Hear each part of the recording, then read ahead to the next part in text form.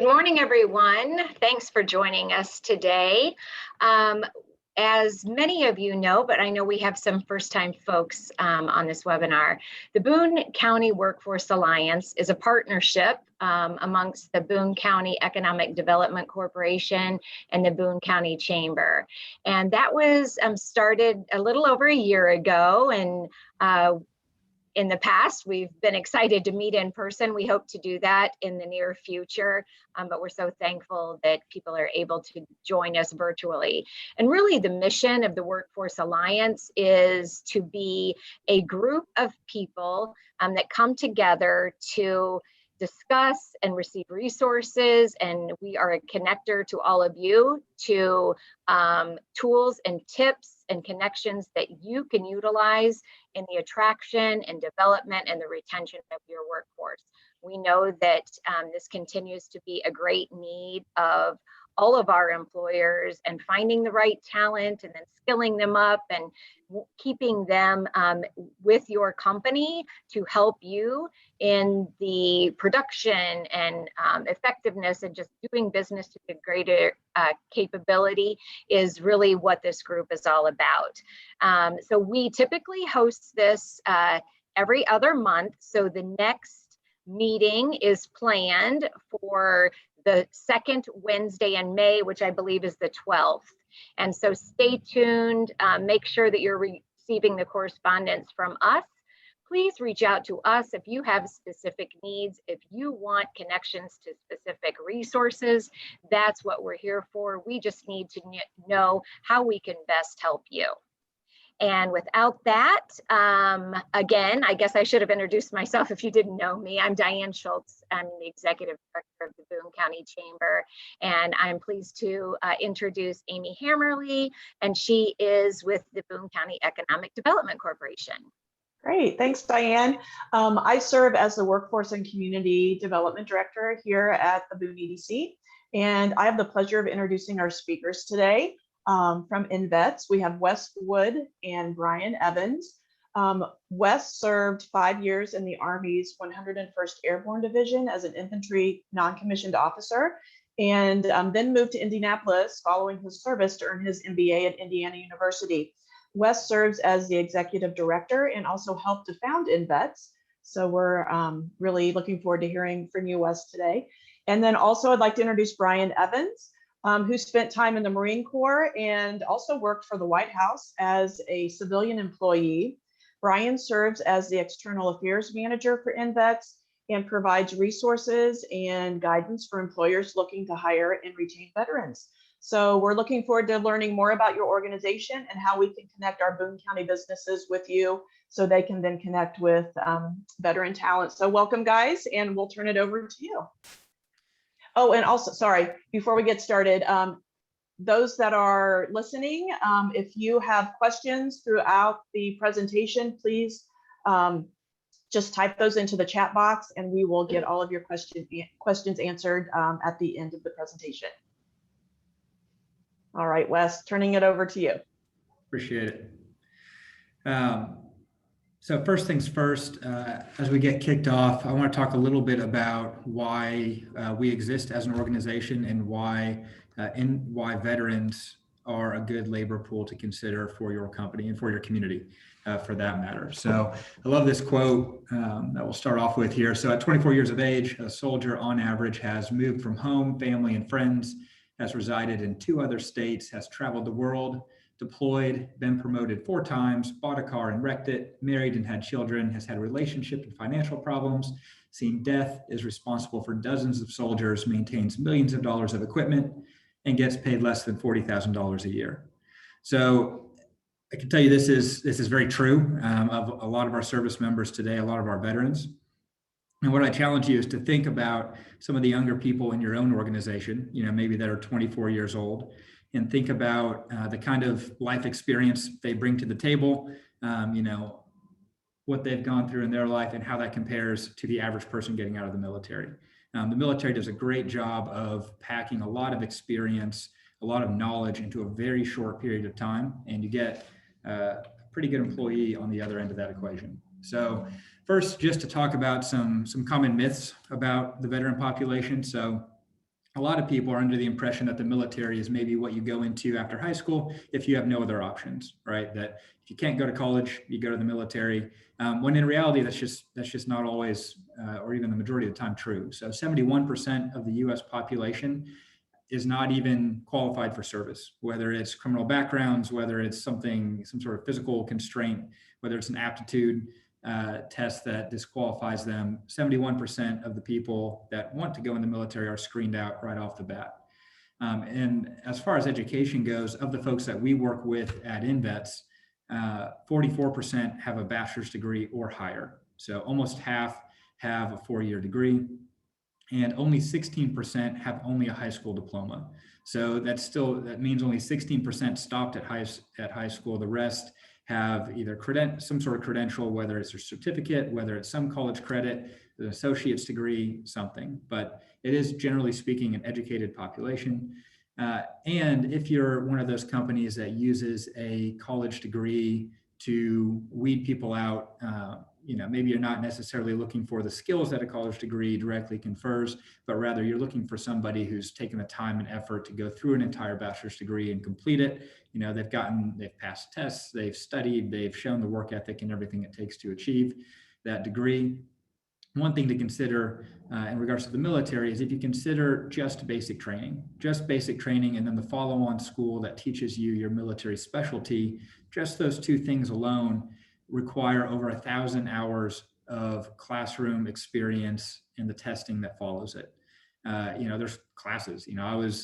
I was in the infantry, ended up going on, I served as a sniper for most of my time, did a lot of classroom time, a lot of memorization, a lot of looking at books, problem solving, team building, leadership development. It's a lot of training that goes on in the military. And a typical bachelor's degree only has 960 hours of instruction.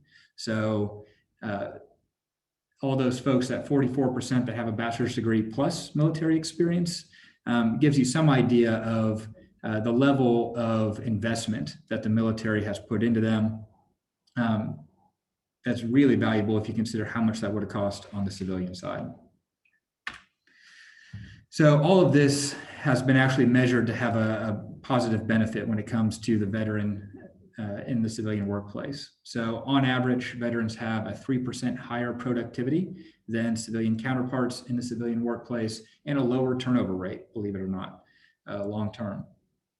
Veterans tend to show up on time. They've had experience leading, following. They've had experience, especially if they come straight out of the military, they've been drug-free for however long they were in the military. They have the ability to operate in complex, ambiguous, arduous environments and make decisions at the lowest level with strategic impact. So a lot of people think that the military is all about following orders, right? That we're all just robots, that we're told what to do and we do exactly that. When in reality, being in the military is a little bit like manufacturing or any other sort of company. You've got your SOPs, you've got your prescribed actions given a set environment. However, you never see the actual prescribed environment, right? There's always problems that come up. You're always dealing with personality differences. You're dealing with supply shortfalls. You're dealing with a number of different issues that throw wrenches into that original plan. And so in the military, you are taught to adapt and overcome regardless of the situation. At the end of the day, failure can be pretty drastic in terms of consequences in the military. And so you've got to figure out how to make success happen, given the tools in the team at your disposal. And so just that ingenuity and resourcefulness, I think, can be very, very useful in a civilian environment as well. And so over here on the right-hand side of the screen, you can see on the soft skill side of things. So in my opinion, the military does a great job of teaching technical skills.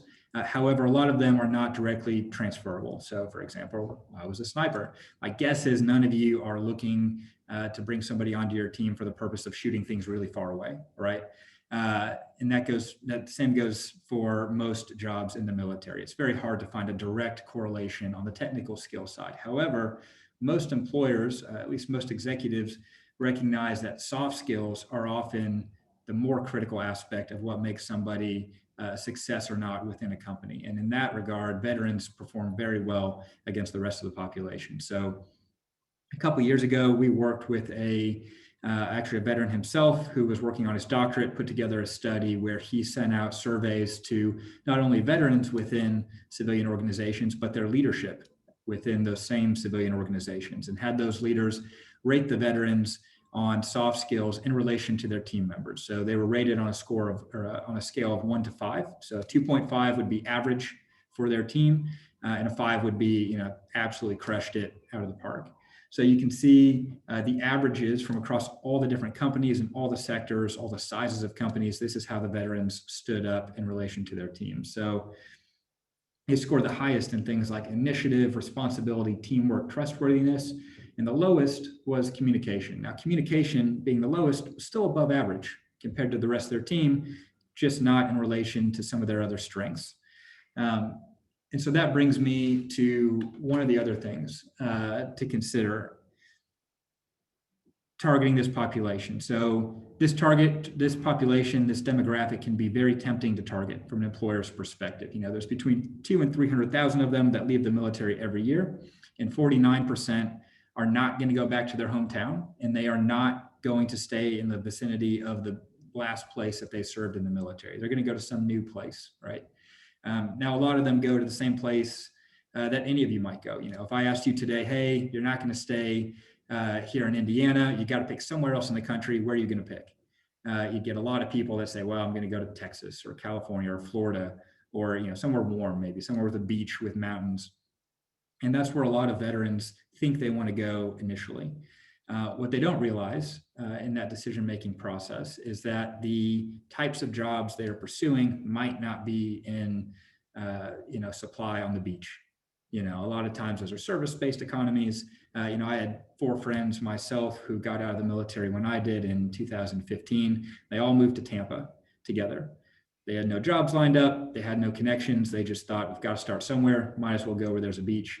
And 3 of the 4 left within a year. They went back to their hometowns because they realized they didn't want to work as bartenders. There wasn't the economic growth in the Tampa area to support the types of careers that they wanted to build. So they all went somewhere else. So it's a tempting population to go after. However, there are some challenges. So the first challenge, I mentioned communication earlier, was at the bottom of that list. There are structural differences between the military in that work environment and the civilian work environment. And so every veteran, as they get out and they make that transition, there's a little bit of a learning curve. Every veteran I talk to that's going through this process, I tell them, listen, I don't care how prepared you think you are, there are going to be bumps in the road. There are going to be things you're going to have to adapt to. And the biggest one, in my opinion, is probably communication styles. So within the military, time is usually of the essence when it comes to communicating. And so things tend to be very direct, very blunt. If Brian is screwing something up, I'm going to say, Brian, you screwed this up. You need to go fix it.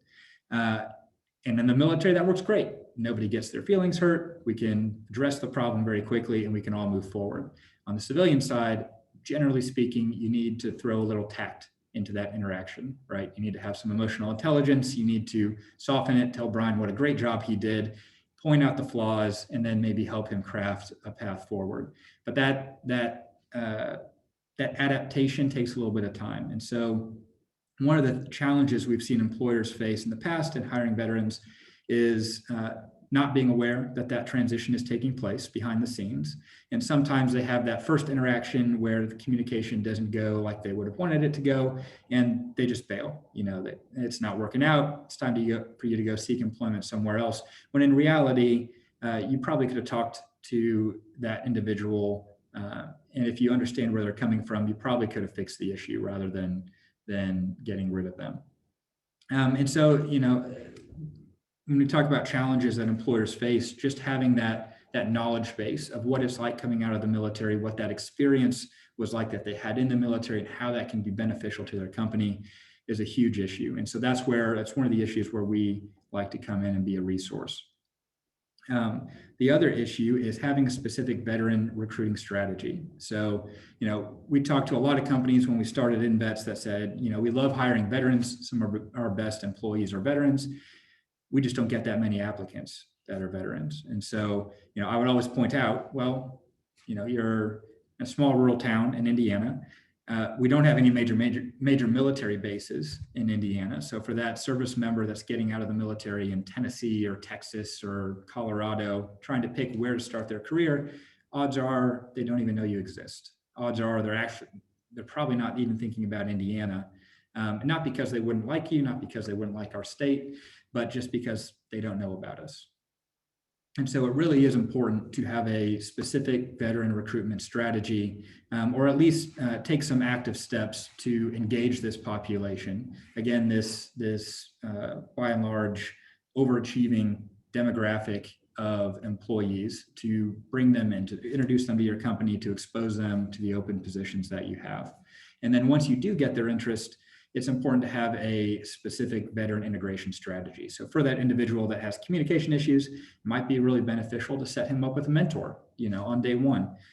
That could be a civilian mentor, it could be a veteran himself that's mentoring this new person coming in, but somebody that can say, hey, I heard this interaction you had, that's not how we do things here. You're going to have to change. Because the benefit of having somebody, if it is a veteran mentor, is if Brian starts at my company and he's speaking bluntly to other people on our team, or having any other issue with the company, I know that I can speak bluntly to him. I know the style of communication he's used to, and I can cut to the chase really quickly. So it's a useful demographic to go at. It's, like I said, 49% are up for grabs. They're getting out every single year. And there's not a lot of competition, to be honest. There's virtually no other states that are doing what Indiana is doing and targeting this demographic. So there's a real opportunity for companies to jump on board, recruit out of this candidate pool, diversify your workforce, and bring in a whole new talent stream. So that's where we come in. So what is INVets? So we were started a couple years ago. We were officially launched in mid-2017 because Indiana has a lot of unfilled jobs across the state, right? Our economy is either growing or wants to grow faster than our population is growing. And so we've got a lot of great organizations across the state that are proactively thinking about how do we get ahead of these issues and make sure that our employers across the state have that steady supply of talent. So Next Level Veterans was launched. It's one of Governor Holcomb's key pillar programs. All of his programs are Next Level something. We've got Next Level Jobs and Next Level Roads. We fall under the Next Level Veterans umbrella. So Next Level Veterans is this kind of overarching effort to help companies find talent and connect veterans and their families to Indiana career paths and communities. INVets is a nonprofit that makes up the vast majority of those Next Level Veterans efforts.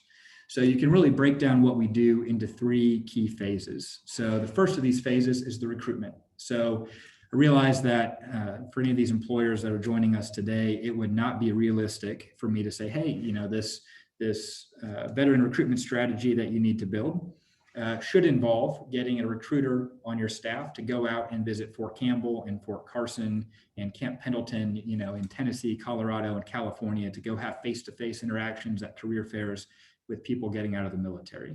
It's not realistic for almost any company to participate on that level. So our team was created to go out on behalf of the state of Indiana, go physically to these installations on the state's behalf, have those face-to-face interactions, and as people are trying to decide whether they should go to Tampa or not, we can interject, well, what about Indiana? Have you thought about us? Do you know who we are? Do you know what companies reside within our state, the types of opportunities that we have, and make sure that we at least get some consideration in that thought process. So here on the map, you can see the bases that we've been to physically in the past. We supplement our in-person recruiting with a lot of digital recruiting. So we have paid marketing campaigns. In the last 6 months, we had over 10 million impressions across the veteran community across the United States. We also do a lot of work on LinkedIn and that type of thing, reaching out to people on a one-on-one basis. Naturally, over the past year, this has changed a little bit due to COVID. We're only able to operate on a couple of installations right now. However, once things start to open back up, we hope to be on 12 different installations on a monthly basis. So once somebody says, I'm open to Indiana. I'm open to seeing what kind of careers are there. We have them go to our website and create a profile. So we have them upload a resume, talk about what they've done in their past, what kind of credentials they have, where in the state they want to work, what industry they want to work in. And then we have employers do something somewhat similar. We have employers go on and create a profile as well, where they can talk about who they are, what they do, what positions they have open, where they're located, and really create kind of a digital billboard to this veteran population. It's completely free to employers to do this. It can be a pretty simple process, and it's made to be flexible. So you can go in there and you can, if you've got recruiters that you maybe can't send to these military installations, they can now just log in and see all of those veteran profiles, and you can directly recruit out of those candidates. You can do keyword searches and sorts and filters and all of that good stuff to narrow in on individuals you think might be a good fit in your company and reach out to them directly. Or you can set up your profile and wait for people to come to you. So we've got it set up. We've got new updates coming actually next week. We'll have a big round of updates, and then we'll have more coming throughout the year. But as of today, we already have the capability to link in your applicant tracking system. If it already links into Indeed.com, that same code that links you to Indeed.com will work with our site to automatically post any open positions you have to our website. So employment is the number one thing that veterans need as they're leaving the military, right? They're leaving this safe, from a job security standpoint environment in the military, and they're jumping out, trying to switch industries entirely and figure out where to plug in. And so that's where a lot of our effort goes. However, we also want to make sure that as somebody moves to Indiana, as they land that great job, that we do a great job of welcoming them into the community as well. And so this is an ever-evolving process, but we're hoping to use our platform, use our staff, our digital presence to provide connection points to other nonprofits throughout the state, other key events that are happening throughout the state. Later on this year, we're going to be unveiling an entire portal, an entire pillar of our website that will allow local county veteran service officers and other key veteran leaders to upload local events and that type of thing, so that as somebody moves in, they really put down roots, get engaged, and give back to the community. So going back to Next Level Veterans, kind of zooming out, the other main partners that we work with throughout the state include the Indiana Department of Veteran Affairs, who sits 2 floors above me right now here in downtown Indianapolis. They're primarily responsible for connecting the veterans throughout the state of Indiana with state benefits. Indiana has some great state benefits that a lot of veterans aren't aware of. And they can be great carrots, to be honest, for you to offer any veterans that are interested in coming to the state. For example, one of the things that will probably forever keep me in Indiana is the fact that any kids that I have, I've got 2 right now, but 1 and 2, so there might be a 3rd one down the road at some point, will go to school for free at any state university because I am a veteran and because I have a disability rating. All tuition and fees at state schools are taken care of. So that can be a huge selling point. We're pretty much the only state in the country that offers that. There's been other efforts. The governor was able to get a bill passed a couple of years ago that's going to exempt any retirement income from veterans from state income tax, which is another great carrot that we have to offer. The other organization that we work with on the state level the most is the Indiana Department of Workforce Development. They've got an entire staff who works out of the Work Ones across the state that helps any veterans that, say, walked in the door of a Work One seeking employment. We coordinate with them to help distribute the case management workload of the veterans in our system, as well as to help us connect with local employers. We also offer a great additional resource to any of those veterans that do walk in the Work One. So far, so this slide always frustrates me because it's always out of date. In an hour, it'll be out of date. We get most of our funding from the state of Indiana. Like I said, it's free for any employer to sign up, to take part in it. There are sponsorship opportunities. If you want to get your logo out at the installations that we work at, that's one way to do it. We've had 9 funding employers over the past couple years. We have over 200 operating on the platform overall. And I think last time I checked, we actually have something like 1,200 veterans that have signed up this year alone. So far, last month, we got something like 546 or 8 or something like that signed up. So that's kind of the volume that we're doing right now. And so far, this year alone, we've recognized over 29 new residents that have come into the state through this program. So if any of this sounds appealing to you, if you think that you might be ready to take a step towards creating a veteran-specific recruiting strategy, we are here to help. We can not only get you signed up with our platform and get you a profile, but we can also help you establish best practices. You know, we see a lot of employers that try and tackle this issue, so we see what works and what doesn't work. We also have a pretty good network across not only the state, but the country. So if you do want to go to any military bases, for example, we can probably put you in contact with the person at that installation that can help make that happen. We are constantly taking part in events. So for example, this afternoon, we are participating in a national level career fair put on by an organization called Hiring Our Heroes that is focused on STEM careers. So we're participating, and we've got a few employers that are going to be coming along with us to that event. So we interact with employers in a number of different ways. It just really depends on how engaged you want to be and what your employment needs are.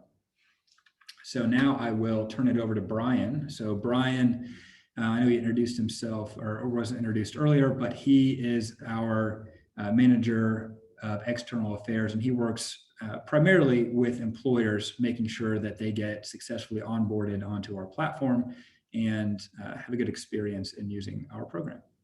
Brian. Thanks, Wes, and thanks, Amy, for putting this together, inviting us on here. Definitely excited to spread the good news about INVets and hopefully get some veterans into your county. So if you decide to proceed with INVets, again, Wes said it's free to use. We don't charge the employers anything. When you go to our For Employer section of our website and you select create a profile, it's just going to ask you for your company name and then contact information. That information comes to me. I will set up a one-on-one meeting with you to show you the employer portal. The best way to describe the employer portal would be a window into the back end of our website. So it serves several functions, which I'll go through on the next couple slides, but essentially gives you the ability to create a profile on our website so veterans know who you are and what you do. And then also allows you to actively recruit veteran candidates. Every veteran creates a profile in our system, and you will have access to all those veteran profiles through the employer portal. Next. So as I mentioned, once you sign up with us, and I will do a one-on-one meeting with you to show you the employer portal, one of the first things that we'll walk through is your company profile. The company profile is kind of the most important thing that we set up first. That allows not only the veterans to see who you are and what you do, but also allows us as an organization to share your information, your company's profile among our social media. So we do a lot of marketing with our company partners to direct veteran traffic towards your job postings. It's really easy. It's just a few fields that you can see down there with location, logo, just 3 or 4 images that you have of your company, and then a couple paragraphs of text that just talk about you as an organization. It's just uploading file features and copying and pasting. So it's really easy to use. Once you fill out those fields, none of that information will show up on the website until you are ready for it to show up on the website. Once you give me the green light, I'll flip the switch for you and it'll go live on the website. And those fields that you see there will generate that landing page that you can see up in the upper right-hand corner, a small glimpse of it. And again, with these slides, you're only going to see this very small snippet of it. But once you sign up and I do a one-on-one with you, I'll walk you through the entire employer portal and how to use it. And I'm also your go-to contact for any questions you may have down the road, any type of partnership that you want, and advertising your positions that you put on our website as well. Next. So once that company profile is done, we'll also walk through the other features. So as you see on that photo of the portal, you'll see a number 1,172. So that number actually changes. It's up to 1,640. What that is, the active veterans that are seeking employment. So we have over 3,000 in the system, but we have more than 1,600 actively looking for employment today. So why that number is different, a lot of the veterans that work with us who are transitioning and they're getting out, they may have several months left on their contract, so they're not quite ready to secure a position just yet, but they create a profile with us in anticipation of getting out and moving to Indiana if they can find a job. So once they are ready to accept a position or actually really start to look for a position, they can activate their account. So that number will change every time you log in, and it'll show you the up-to-date version of how many profiles are ready to actually be hired. With that candidate search feature, it allows you to contact the veteran directly. So we try to tackle hiring on 2 fronts, technically 3 fronts if you want to dive into it, but on the 2 main fronts, you posting your positions and us directing traffic to those positions, as well as you reaching out to veterans directly, because you can look at their profile, get an idea if this is going to be a good candidate for your position, and then you can contact them directly and either direct them to your listing or request more information from them or possibly set up an interview. We had a lot of companies have success with that. One of our other companies, Trimex, just recently mentioned to me the other day that they reached out to one of our candidates directly and started their interview process. So very excited about that.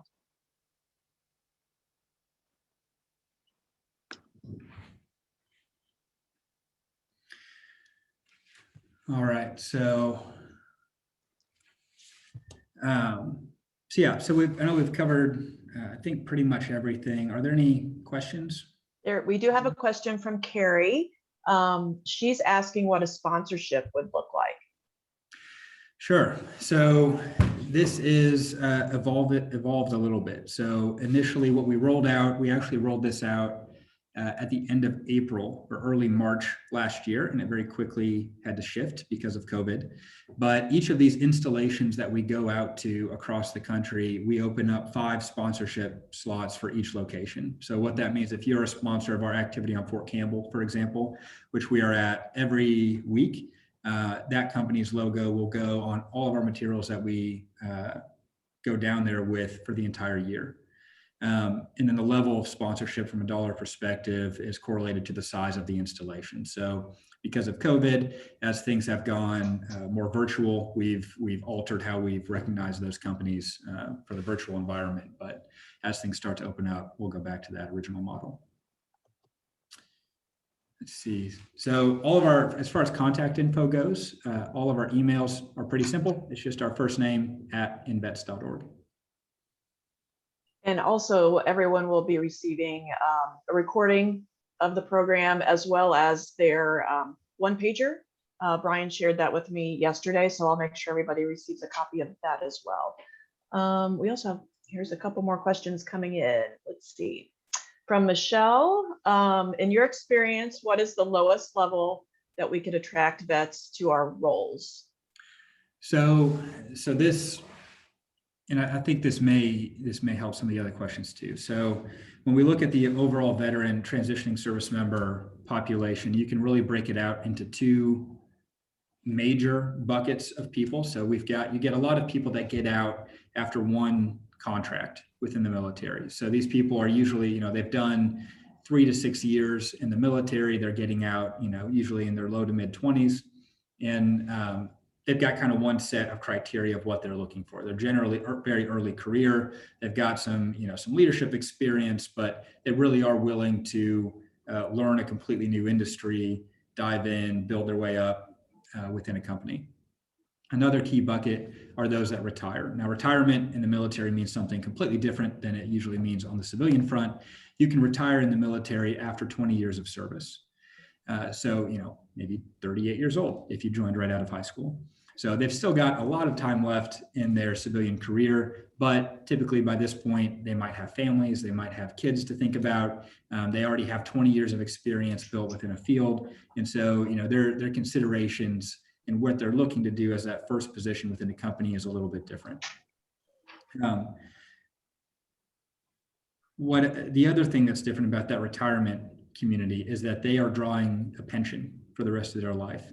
And so this pension a lot of times can offer a supplemental income, supplemental health care. And so sometimes you get folks that, they want to keep that momentum and they want to, jump in and into a leadership role within a company and continue on.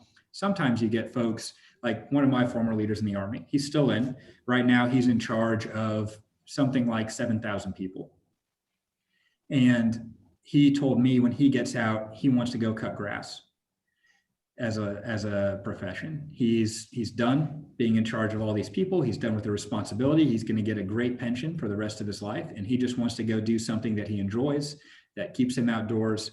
And so we get a lot of retirees that actually have a really hard time finding a job after the military because they don't want that high level of responsibility. They just want to be a part of a team, feel like they're contributing, but they look way overqualified for anything they apply for.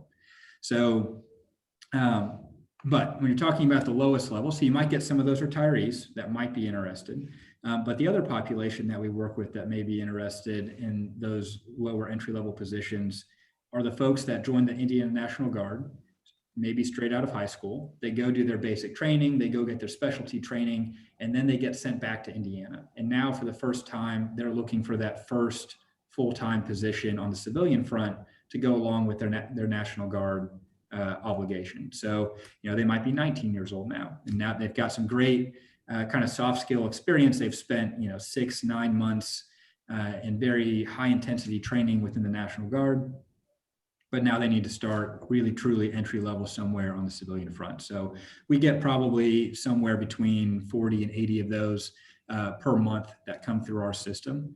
And so for those, I'd say $15 an hour, something like that, is probably towards the bottom range of where we see folks starting.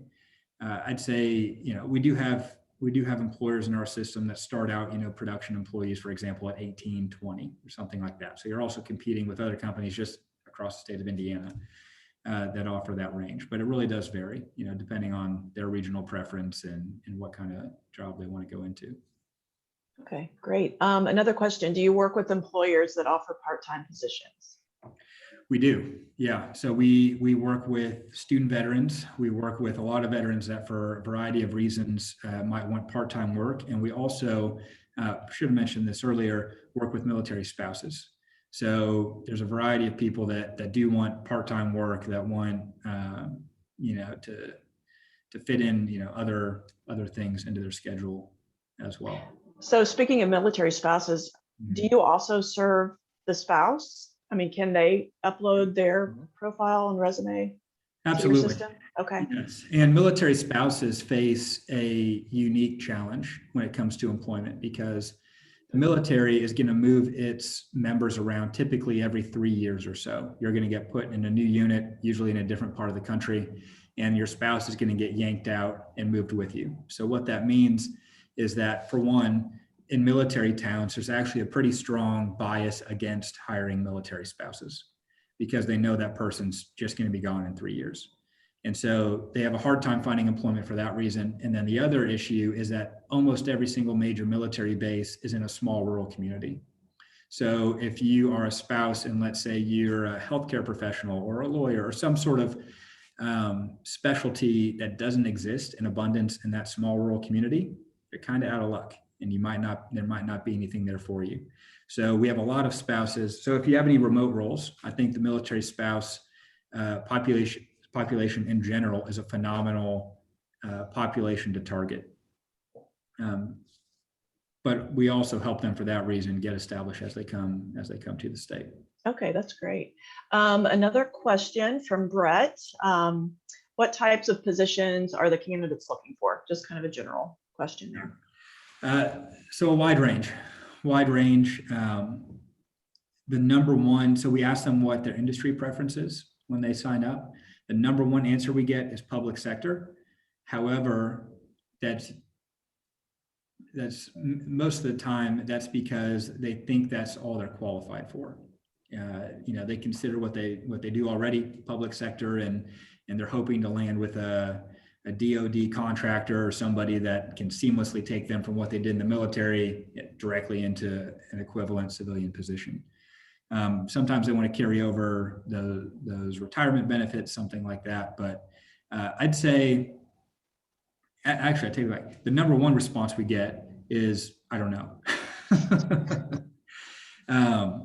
And that's really one of the key reasons we exist as well, is because you not only have this population that is highly mobile, they're going to move somewhere, but they're also highly flexible in what field they go into. So for example, when I got out, I had a bachelor's degree in finance, but I'd spent 5 years as a sniper. I hadn't actually done any finance in real life. I was looking at everything from manufacturing to sales to finance, to logistics. I was open to just about anything if I, and at the time I just had networking meeting after networking meeting, lots of cups of coffee, just trying to learn more about different industries. So I think there's a really good opportunity for companies to step in and kind of make their case of why someone should consider transferring to their industry. I'll add to that, Wes and Amy, just real quick. We have an industries page on our website that lays out the different industries that we already work with, and we're still adding to that information as well. But a lot of our veterans will go to those industry pages to get an idea of what that industry actually looks like. Mm-hmm. When you're in the military, you're in your own world. So you don't necessarily, even though you could work in supply and it is logistics and supply chain management, it's still a different type of supply chain. You still have the same skills, but the language is different. So they may not be thinking of logistics as an industry that they could work in. But then once they look at that industries page and they're like, oh, this is exactly what I did in the military, and it kind of educates them along the way. You can link your company profile. And again, when I do my one-on-one with you, I will show you how all that works. You can link it to those specific industry pages. So you're suggested to those veterans, your profiles will be suggested as they learn about those industries. And when you do find, or when you go to actively recruit candidates and you see someone that would be a good fit for you, but they picked a different industry, I always suggest that you still reach out to them and kind of inform them that you're interested in them and see if they would be interested in your position as well, because they just may not know that that opportunity is available to them. Great. Another question from Andrea. Do you have success with healthcare positions? We do, and healthcare has been one of our more recent focuses over the past few months, I would say. We do have a number of healthcare providers that are in our network. We work with, IU Health and Franciscan and Parkview.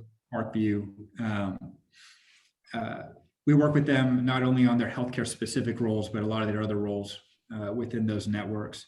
We haven't seen, I haven't seen a ton of people that are pre-qualified for healthcare roles.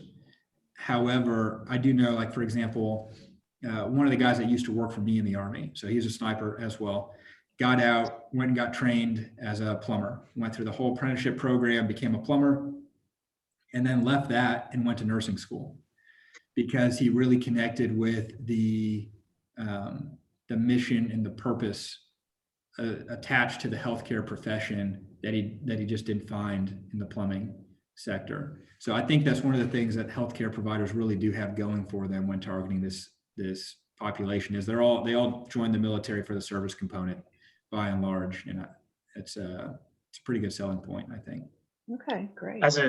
Amy, as a community and with all of your employers, if they need specific credentials or training or education to apply for some of these positions that they may not get within the military, but they could easily get as soon as they get out and then apply for these jobs. If you have those resources or other organizations or entities that provide that training, we would like to be a part of that. In Fort Wayne, they have an organization that's trying to recruit EMTs, and they're kind of having a shortage of EMTs at the moment. Parkview Health is a big employer of theirs, and so we linked out the resources with Ivy Tech, the local Ivy Tech in the area. So when a transition veteran's about to get out, they're on that terminal leave and they wouldn't be an EMT, they can quickly go through this 1 to 4 month program and then get hired immediately after. So if we have any opportunities like that, we definitely want to be a part of it. Okay, great. Veterans are very good with checklists and pipelines. that's how the military operates. And so we see a lot of employers have success when they can kind of pitch the pipeline. Here's the job. It might be 4 years away. You might have to go get these 3 certifications first, but we tend to see a lot of success with those. Okay. All right. Any other questions? We'd be happy. You guys can turn your cameras on and I ask have the one, questions Amy. yourselves. Go. Okay, Molly. So you mentioned veteran integration services. That's something you recommend the employers kind of set up an internal process of sorts. You mentioned perhaps setting up the veteran with a mentor who can help kind of guide them through this is how, say, the private sector works. Are there any other suggestions that you have for employers? Any other employers that you've seen really kind of have robust integration services? And then kind of to tag along to that, do you find that the veterans also need assistance integrating into the community once they're there? And what's been the best or maybe more successful ways that companies or communities have done that? Sure. So I think probably the best thing on the integration front I've seen is the mentoring system. I think that, in my opinion, by far is the best thing you can do. There's something that also bleeds a little bit over into the actual recruitment side, which is really making sure that your hiring managers and that first line supervisor are kind of trained up in veteran hiring and integration. So, I mentioned like the communication issue, just being aware that could be an issue, that there's going to be, this transition period. It probably took me, I think it probably takes most veterans something like a year to fully become like a normal person entirely. So, just, and most of the time, I don't want to scare anybody off. It's not like these are huge issues for the most part. It's not like it's going to be anything that anyone should be scared of, but it just really helps a lot of times with the veteran to know that their boss has their back, that their supervisor has their back and is committed to working with them to integrate into that company, and having that open communication line. As far as connecting with the community, so there are a lot of there are a ton of veteran nonprofits out there. There's something like 46,000 nationwide or something like that. There's some of the big ones, the VFW, the Legion, a bunch of the, kind of the traditional big 4 that are out there. Some veterans, especially younger veterans, aren't necessarily going to want to engage with those organizations. It's not necessarily justified why they don't want to, but they may not. So there's some other great groups out there. There's groups like Team RWB here in Central Indiana that is fitness focused. So it's all veterans and spouses, and they go out and they do runs and they do races and different fitness oriented events. We ourselves are going to try and start hosting rotating events throughout the state just to get veterans together. There's specifically here in Central Indiana, we've got, they haven't met really since COVID, but they've got veteran specific networking events and that type of thing, professional networking events, get together at a brewery or something like that and just get to know some other people that are in the same boat in the same community. And it's built some really good relationships as a result.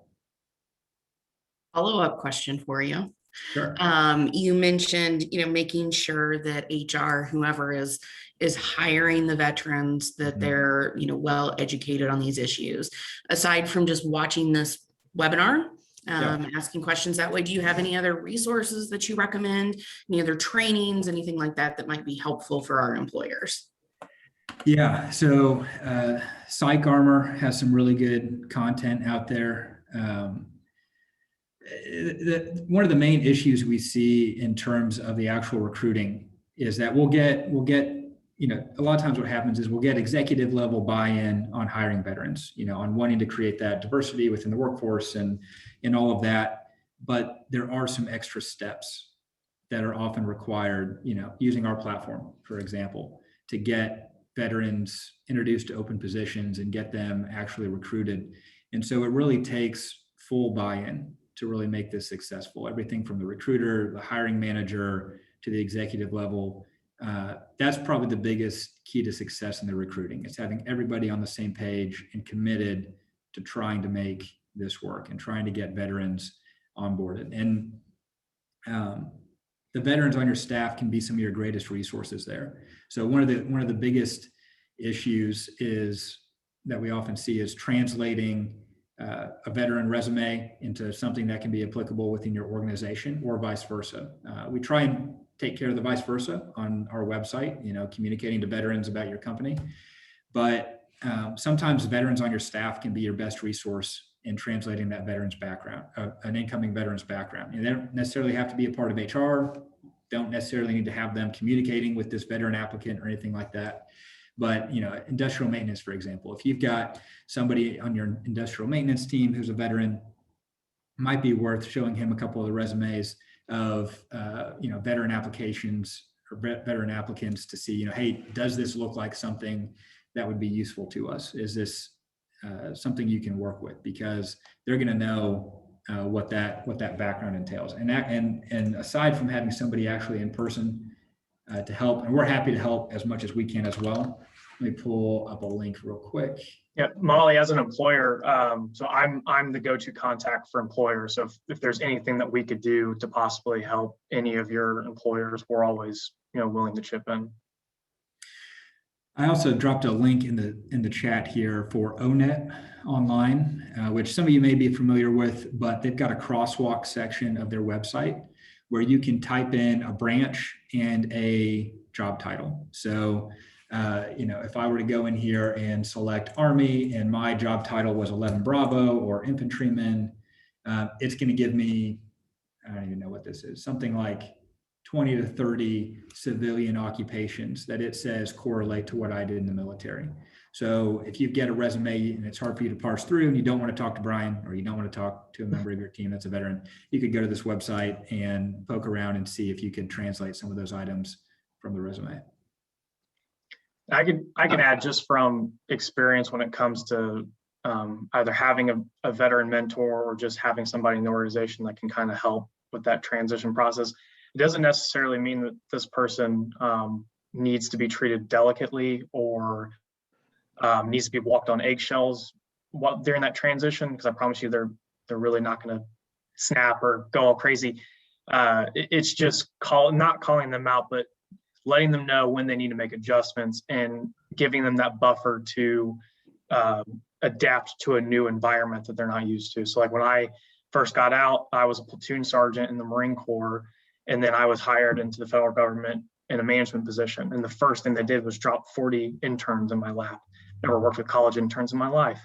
And so trying to get them to do projects and get things done when they haven't necessarily worked a full-time job before was frustrating. And I luckily had a mentor who, had to remind me, they're not Marines, they're interns. It's like, make adjustments. And so after a couple of months, I was able to make that adjustment, that change, and I had success with interns.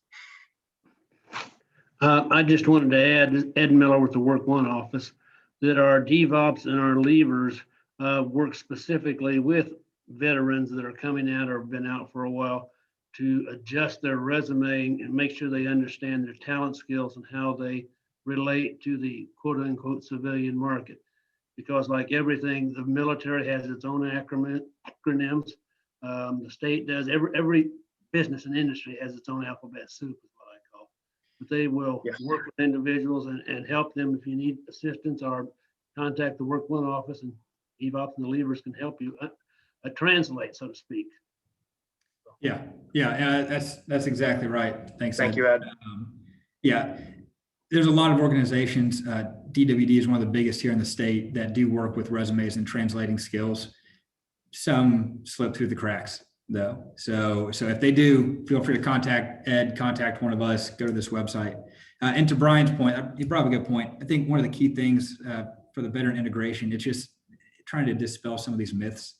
So like when I got out, I got asked in 2 different interviews in 2 different companies, if they hired me, would I walk in and shoot the place up one day? So just, you think that people are maybe past some of these stereotypes, but they're both good people. They weren't, Thank really you, Hollywood.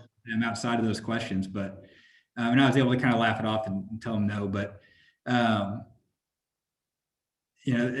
those kind of barriers pop up more often than you would think.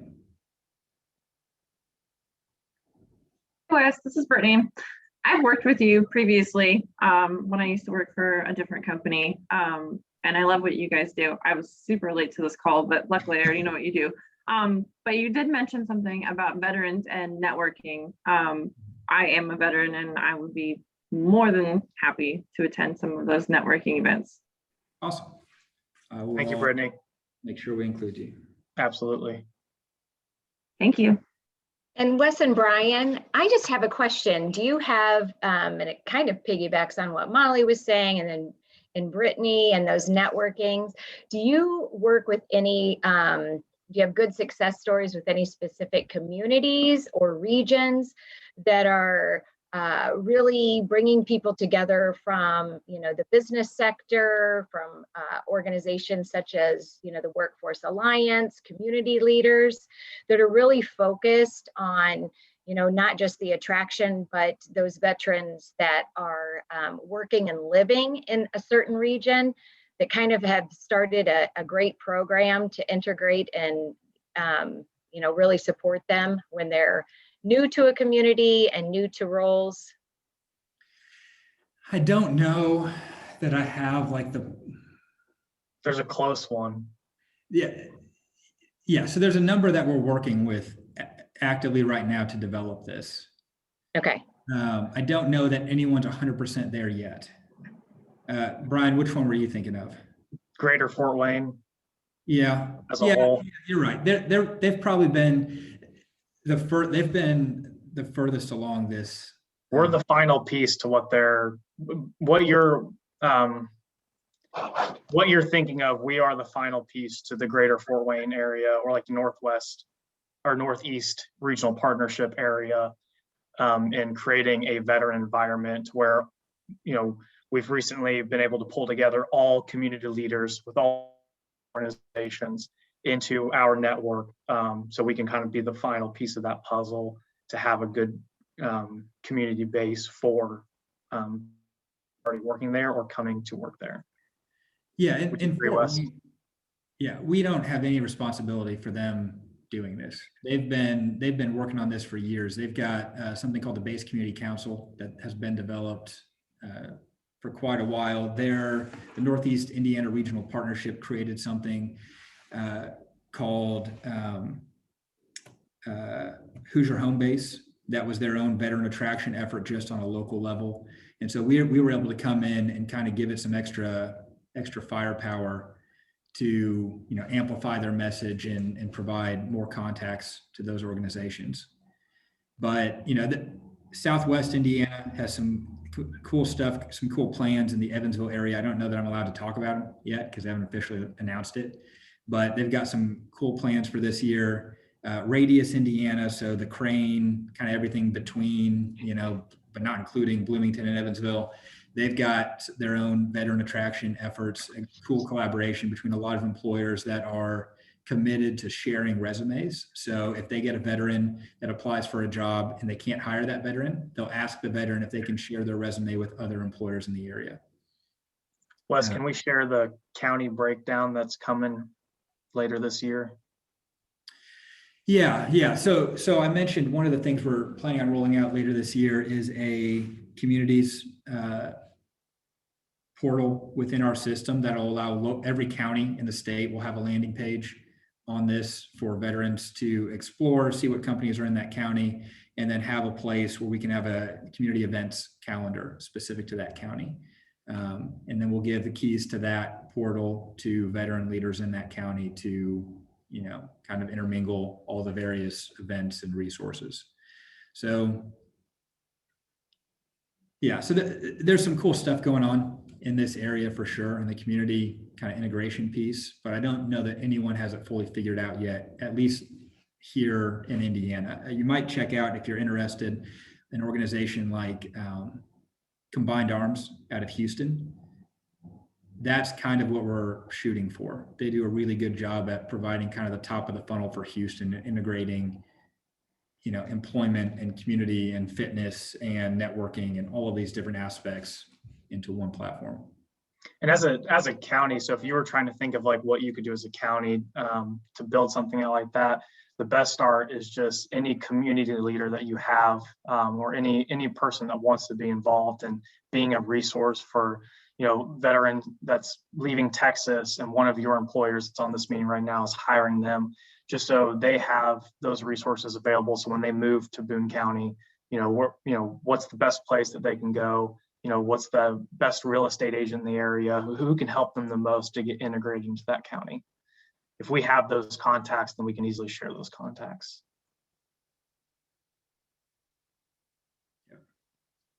Great. Any last questions? We've reached our 1 hour of meeting time.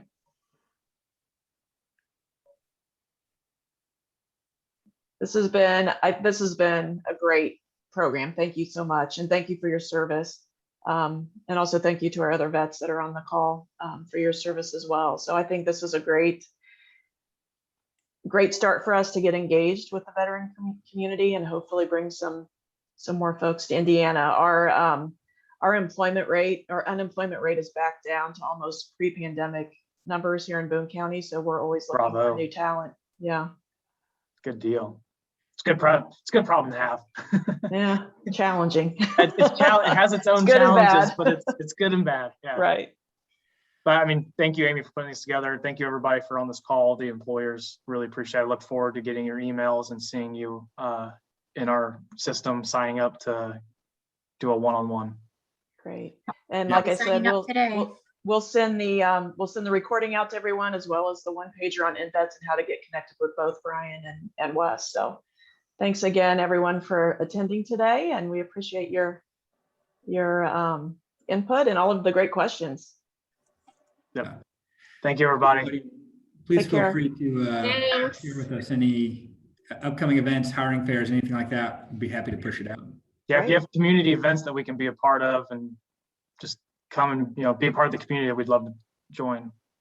Well, we will get you connected. Thank you. Right, Diane? Yes. Yeah. Great. Thanks so much. Have a great weekend, everyone. Thanks, guys.